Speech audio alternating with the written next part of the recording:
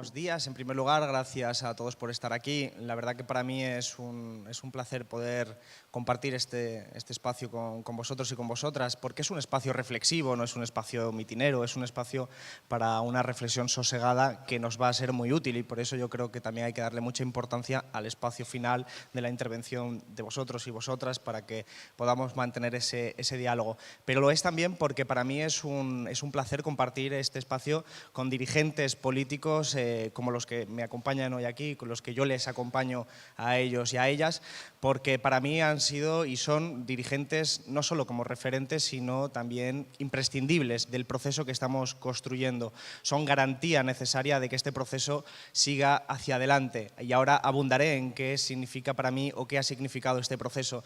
Pero gente como Yolanda, que ha puesto el ejemplo de Alternativa Galega, una persona, una dirigente que fue capaz ya en el año 2012, si no me equivoco, de formar parte de un espacio de unidad que ya estaba mostrando los rasgos de lo que hoy estamos ya siendo conscientes que estamos construyendo. No una unidad en frío, sino una unidad desde un contenido político de la ruptura democrática, con unas formas muy concretas, unas formas bastante sinceras de hacer la política, que yo creo que tuvieron una repercusión electoral que era un indicador de lo que se estaba empezando a construir. Xavi, yo creo que es una de las personas que es referencia del espacio político que se está construyendo en Cataluña. Ahora haré referencia a cómo se construyen estos espacios, pero creo que el de Cataluña está siendo una referencia también en la medida en la que está consiguiendo rearticular diferentes espacios muy diferentes entre sí, de diferentes tradiciones políticas, pero que comparten un objetivo de transformación social desde el ánimo de la ruptura democrática. Y creo que hay que estar muy atento a lo que va sucediendo en Cataluña, porque de todo se aprende. Y de Pablo, naturalmente, creo que se tiene que reconocer, y además a mí me consta personalmente porque hemos tenido largas conversaciones tanto en el momento en el que no se consiguió la confluencia como en el momento que se consiguió la confluencia, y en ambos espacios a mí me consta el interés y el deseo político sincero de Pablo de querer construir la unidad, no una unidad construida como mera alianza electoral, sino percibiendo exactamente de lo que hoy estamos hablando aquí, que es de ir mucho más allá, de construir espacios políticos que nos permitan transformar el país. Y en este sentido, yo me siento orgulloso de poder participar en este espacio, porque soy consciente de que los procesos de esta naturaleza necesitan de dirigentes que sean capaces de ver lo que está sucediendo. Y creo que las personas que me acompañan aquí son capaces de verlo, y además con enorme lucidez. Y hablamos de procesos que no son demasiado sencillos de ver en ocasiones. Hemos tenido que hacer una valoración de lo que han sido los espacios políticos del cambio, de las confluencias, sabiendo que no podemos ser autocomplacientes, que no todo es bueno ni todo es malo.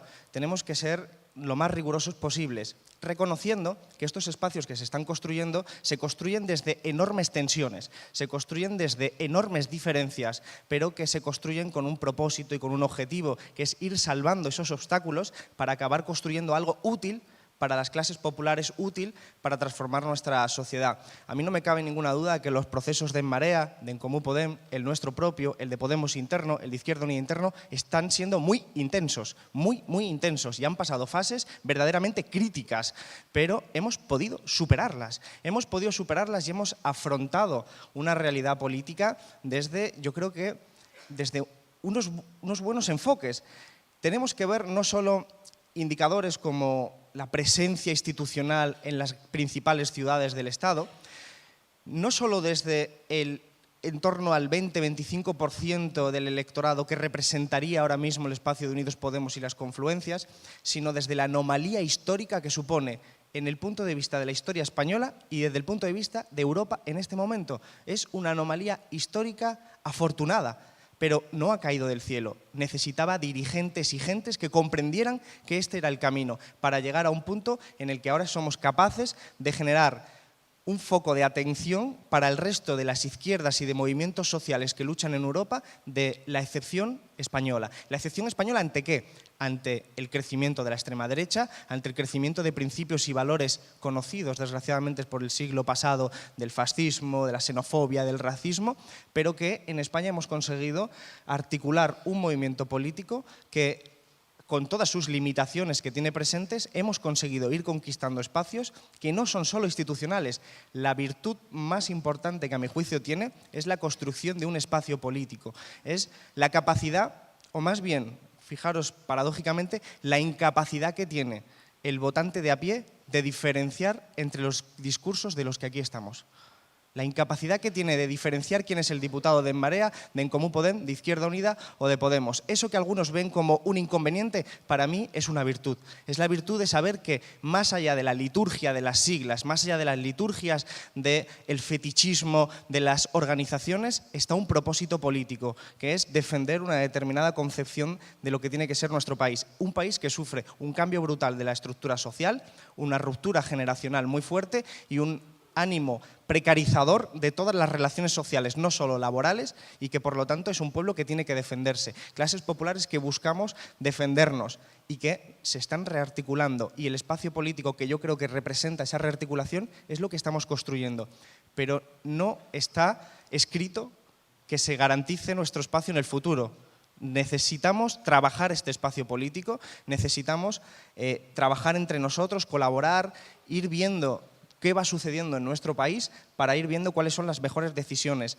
Este pasado de las confluencias hasta este momento creo que es un pasado con un resultado neto favorable, es un resultado neto positivo, pero no hay nada garantizado para el futuro y creo que la existencia de dirigentes como los que estamos aquí, pero sobre todo de gentes como vosotros que venís a este tipo de actos, que nos apoyáis, que sois, como todos nosotros también somos, la base social de un movimiento político en general, sin ponerle nombres, ni apellidos, ni etiquetas, ni logos, simplemente un movimiento político que busca la transformación de nuestro país desde la ruptura democrática. Creo que ese es el resultado neto, es un resultado muy positivo y que a veces, como hemos fallado en expectativas que nosotros mismos nos habíamos marcado, a veces tenemos la tendencia de autoflagelarnos más de lo necesario. Y creo que lo que tenemos que hacer es salir de la visión coyuntural del día a día y verlo en términos históricos. Y lo que está ocurriendo en nuestro país es una anomalía histórica que es producto de nuestro trabajo, del trabajo de todos los que estamos aquí. Y para eso tenemos que estar orgullosos,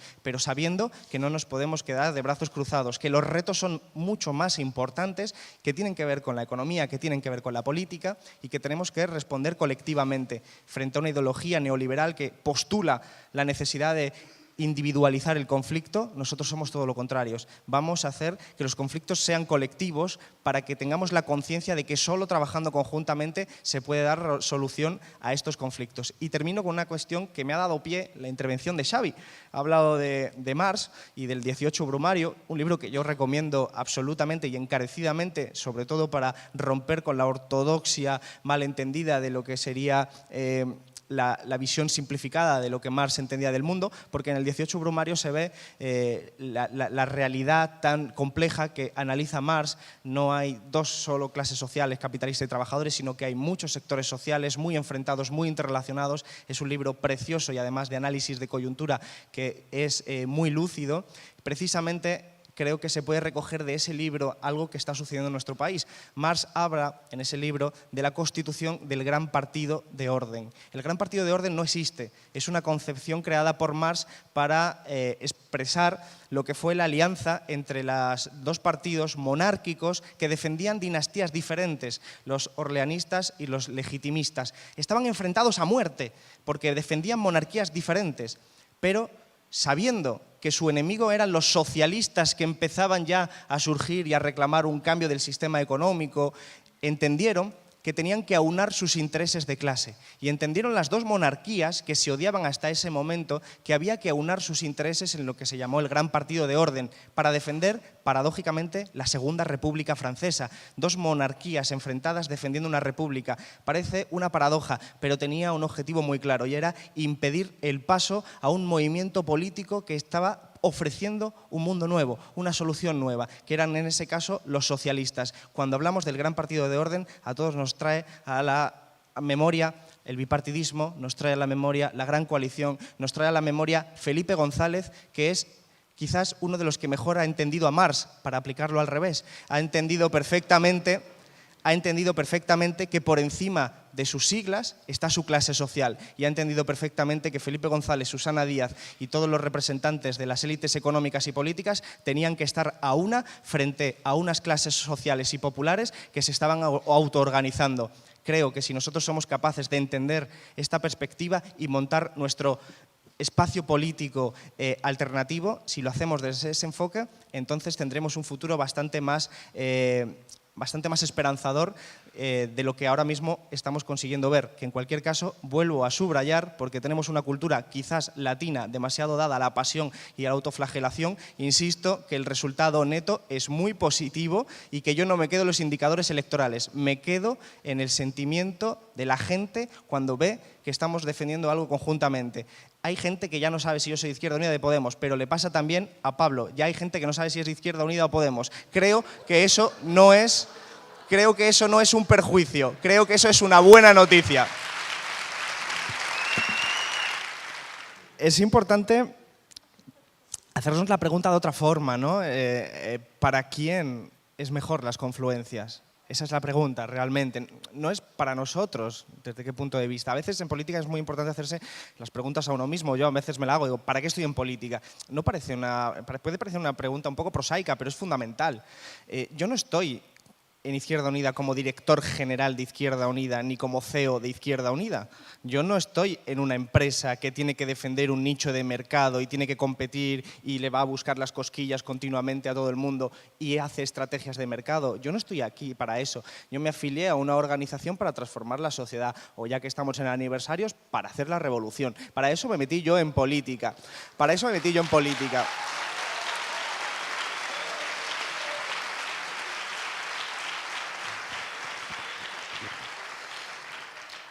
Y desde ese punto de vista, lo que nosotros tenemos que entender es por qué es mejor una confluencia para las clases populares de nuestro país, que vemos que estamos sufriendo las consecuencias no solo de la crisis, sino del capitalismo. Por lo tanto, a veces la pregunta no es tanto para nosotros, como gestores de organizaciones, sino como visión política con mayúsculas, capaz de superar todas las miserias de la institucionalización y pensar en grande. Pensar en grande significa entender que ahora mismo en nuestro país, no abundo más en ello porque además Yolanda lo ha hecho en su primera intervención, hay una serie de privaciones fundamentales, de vulneración de los derechos humanos que necesitan una respuesta política.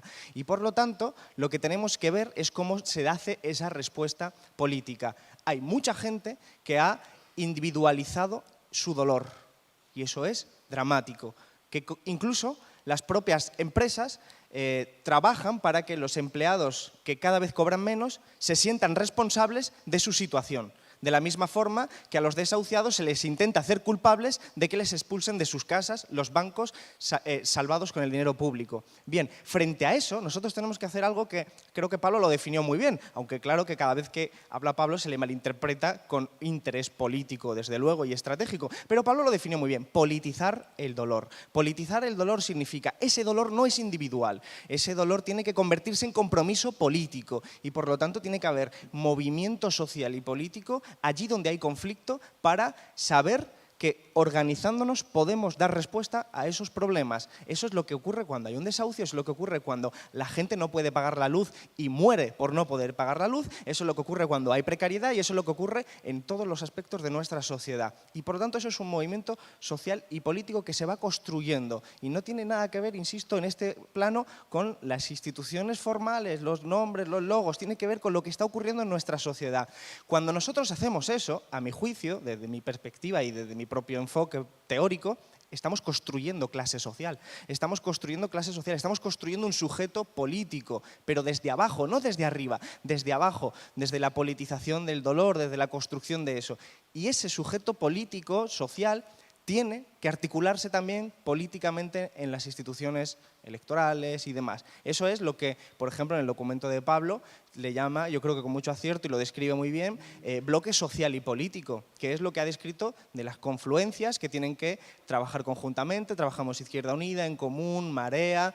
Somos diferentes, es que no hace falta abundar en esa idea porque es evidente, pero entendemos que somos la plasmación de cosas que están pasando en la sociedad. No estamos aislados de lo que está pasando en la sociedad. Somos la articulación necesaria para dar respuestas a lo que ocurre ahí. Esto lo entiende muy bien la gente. O sea, paradójicamente, aunque nos meten continuamente en debates de siglas, de competición entre nosotros, confluencia sí, confluencia no, la gente lo entiende muy bien. La gente entiende muy bien que para parar un desahucio no se le pide el carné político al que lo tenga ayudando para parar el desahucio. No le dice, que tú eres de Podemos, que me dijiste lo de las estrellas rojas, no hablo contigo. No, porque la gente no está para eso. La gente está para parar el desahucio y por lo tanto tiene muy claro cuáles son los medios y los fines. Por eso decía, recogiendo lo que yo terminaba en mi intervención, cuando me dice a gente que me para por la calle, ¿tú eres de Podemos? Sigue así. Pues yo no le digo que no. Le digo, pues sí, voy a seguir así. Si de verdad no tengo un problema de identidad política. Yo no soy un patriota de partido. Soy un patriota de ideología, de mi idea. Cuando estoy en Galicia...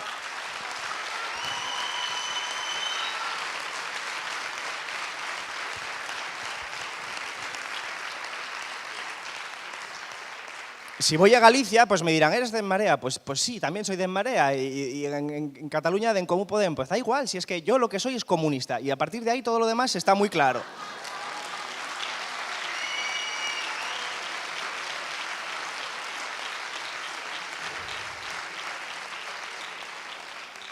Si hablo así es para romper los marcos, porque hay que romperlos, de verdad, hay que romper los marcos de ese patriotismo de partidos, de esa... No, es que la confluencia es necesaria para resolver los problemas de la gente que sufre en la realidad, no son problemas abstractos. La gente lo suele entender muy bien, de verdad. Gente, por ejemplo, como el desgraciadamente fallecido Marcos Ana, lo entendía muy bien. Él estuvo 22 años en las cárceles franquistas, él fue claramente un paradigma de lo que fue la lucha antifranquista, de lo que era ser comunista. Él decía, por cierto, que la mejor forma de demostrar que era comunista era ser buena persona. Él decía, en el barrio yo soy entendido como el buena persona. Así la gente cuando tiene un problema acude a mí por ser buena persona y por ser comunista y acaban sabiendo que ser comunista es ser buena persona. Era su forma de hacer política, era su forma de construir tejido social. Pues bien, justo unos días antes de fallecer, nos dejó un regalo. Nos dejó un regalo, un libro firmado a dos personas, a Pablo y a mí. Y yo eso me lo tomo como una orden, porque lo entendía muy bien. Y él era perfectamente consciente de lo que se estaba construyendo. La gente lo es, de verdad que la gente lo es. Cuando uno va a hablar de los problemas que tiene cualquier persona en cualquier ámbito, desde los problemas del machismo, del patriarcado, problemas laborales, problemas de cualquier naturaleza, sabe por qué tenemos que estar juntos. Por lo tanto, la recomendación sería, cambiemos el tipo de pregunta y salgamos de los debates abstractos y vayamos a lo concreto. Y lo concreto la gente de verdad lo tiene muy claro. Por eso decía que era una ventaja que a veces no nos distingan. Somos diferentes, es que no hace falta insistir en ello, pero es bueno que la gente sienta que somos parte de un mismo proyecto político. Ese proyecto político se va a ir construyendo, va a ir consolidándose. Va a tener altibajos. Si tenemos tensiones entre nosotros, aquí estamos los cuatro, pero tenemos tensiones también entre nosotros porque somos diferentes. Pero tenemos muy claro que lo que nos une es mucho más importante. Y lo que nos une no es ser los mejores CEOs de cada región, sino transformar nuestra sociedad frente a un régimen que lo tiene muy claro. Termino con una cuestión, creo que es relevante, porque lo ha dicho Pablo. Cuando Pedro Sánchez le faltaba como una semana, y esto es fácil verlo en retrospectiva, le faltaba como una semana para ser descabezado, yo tengo un correo de Pedro Sánchez en el que me invitaba a quedar y a hablar, en el que quedamos para intentar explorar una opción de un gobierno alternativo al de Mariano Rajoy. Quedé con él, lo vi en el pasillo y me dijo, hablamos la semana que viene. Pero ya entonces les estaban recogiendo firmas para descabezarle. No volvimos a hablar, no se produjo eso. Su pecado fue precisamente no seguir las órdenes de la oligarquía de nuestro país, que había entendido muy bien quiénes somos nosotros, mucho mejor que a veces que nosotros mismos. Lo habían entendido muy bien y sabían que había que cortocircuitar ese crecimiento y la posibilidad de que los cuatro que estuviéramos aquí, como representantes de ese espacio político, tuviéramos influencia en las decisiones de un gobierno, porque está preparándose una segunda transición que no la pueden hacer si nosotros no entramos al juego del consenso. El juego del consenso consiste fundamentalmente en repetir lo de la primera transición, pero en un escenario todavía mucho más hipócrita. El consenso consiste en decir, olvídate de los saqueos a los bancos, olvídate de la corrupción, olvídate de todo esto. Vamos a empezar de nuevo. Vamos a empezar de nuevo un nuevo sistema político en el que todo lo que hemos hecho atrás quede olvidado y también quede olvidado quiénes son los responsables de todo lo que ha sucedido. Como nosotros no jugamos a eso, entonces nos criminalizan y entonces nos generan una serie de ataques brutales desde todos los espacios para dificultar nuestra tarea. No obstante, ya sabíamos que esto iba a suceder, no nos sorprende en absoluto, pero entendamos que nosotros somos ahora un inconveniente para unas élites económicas y políticas que quieren dar carpetazo, borrón y cuerda nueva al sistema político de nuestro país y que necesitan que haya un Santiago Carrillo del año 2017. Y nosotros no somos Santiago Carrillo del 2017 ni representamos una cosa diferente.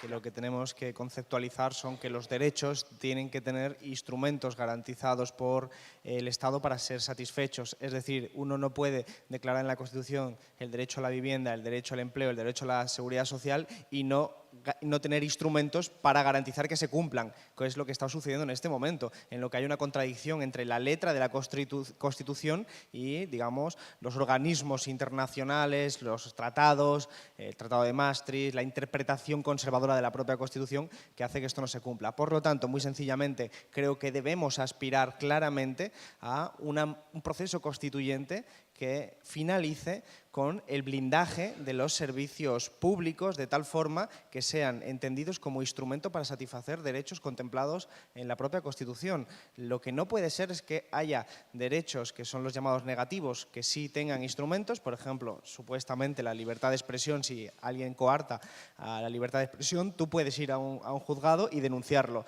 pero cuando te falta una vivienda, te falta empleo o no tienes una pensión, no puedes ir a ningún sitio a reivindicarlo, queda en el ámbito del vacío y eso no puede ser. Nosotros tenemos que contemplar los derechos positivos, los derechos como el derecho a la vivienda, el derecho a las pensiones, como derechos que tienen que ser protegidos por el Estado y satisfechos por el Estado. Por eso yo creo que hay que explorar todas esas vías y nosotros hemos defendido, por ejemplo, en Izquierda Unida, el trabajo garantizado, como que el Estado tiene que ser el empleador de último recurso para proporcionar empleo a toda la población, pero empleo, comida y garantizar los derechos fundamentales y eso, por lo tanto, requiere de instrumentos. Y creo que las pensiones es evidentemente uno de esos instrumentos. Ojo, no lo hacemos por conseguir los votos de los sindicalistas, lo hacemos porque creemos en ello y si de paso conseguimos los votos de los sindicalistas, mejor.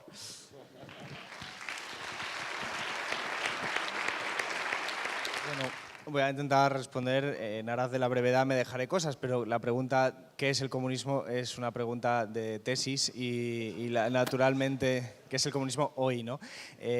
Pero evidentemente, sintetizando mucho, yo sí que diría que es primero la conciencia de que nuestro sistema económico, que se llama capitalismo, es un sistema criminal. Es un sistema que opera únicamente en función de la lógica de la ganancia, lo que hace que las decisiones de producción, distribución y consumo estén regidas única y exclusivamente por aquello que es rentable y no por aquello que socialmente es necesario en función de un debate democrático. Esto es lo que explica curiosidades, entre comillas, dramáticas, como el hecho de que las grandes industrias farmacéuticas dediquen la mayor parte de la investigación a problemas de ánimo cosmético en vez de las grandes enfermedades que asolan al llamado tercer mundo. Pues es única y exclusivamente porque el capitalismo no es moral, el capitalismo solo tiene un criterio y es allí donde es rentable se invierte, allí donde no es rentable no se invierte. Por lo tanto, las eléctricas en nuestro país, cuando deciden que no van a tratar a aquella gente que no genera demanda porque no tiene dinero, para ellos no es un problema. Ellos prefieren, desde luego, dedicar todos sus recursos a aquellos que sí tienen dinero y a ofrecer productos de esa naturaleza. Por eso,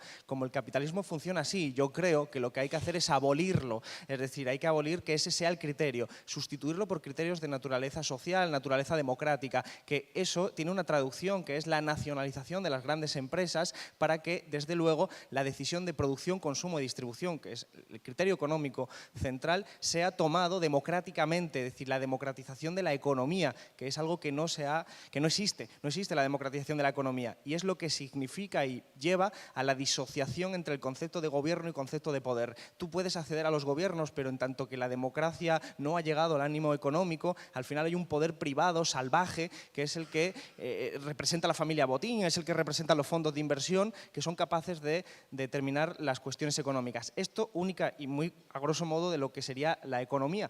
Pero en política creo que el comunismo, tal y como yo lo entiendo, y es una opción personal, tiene que recuperar sus raíces. Recuperar sus raíces es recuperar la tradición de la que nació, que es la tradición republicana, la tradición de la democracia radical, la tradición de los revocatorios, la tradición de la vinculación, la tradición del mandato imperativo. Es muy interesante leer a Marx hablar sobre la Comuna de París, es extraordinario. Incluso Lenin habló a favor de los revocatorios. Es muy interesante recuperar ese hilo para defender la democratización de todas las instancias de la sociedad. Creo que no solo por una cuestión de ánimo social, sino también por una cuestión de ánimo ecológico. El capitalismo es como una rueda en la que nosotros somos hámster, que está dentro y que seguimos corriendo y corriendo, que da vuelta en la rueda para seguir corriendo y corriendo. Y sabemos que ese sistema lo que nos lleva ya no es al desastre solo social, que genera turbulencias y es el caldo de cultivo de la extrema derecha, sino que también es la causa fundamental del desastre ecológico y de la destrucción de nuestro planeta, y no tenemos más planeta. Por lo tanto, creo que si uno acepta las consecuencias del debate científico, tiene que ser anticapitalista naturalmente, no puede ser otra cosa. Y si uno lleva ese ecologista en coherencia, solo puede ser comunista, porque no se puede ser ecologista y capitalista al mismo tiempo.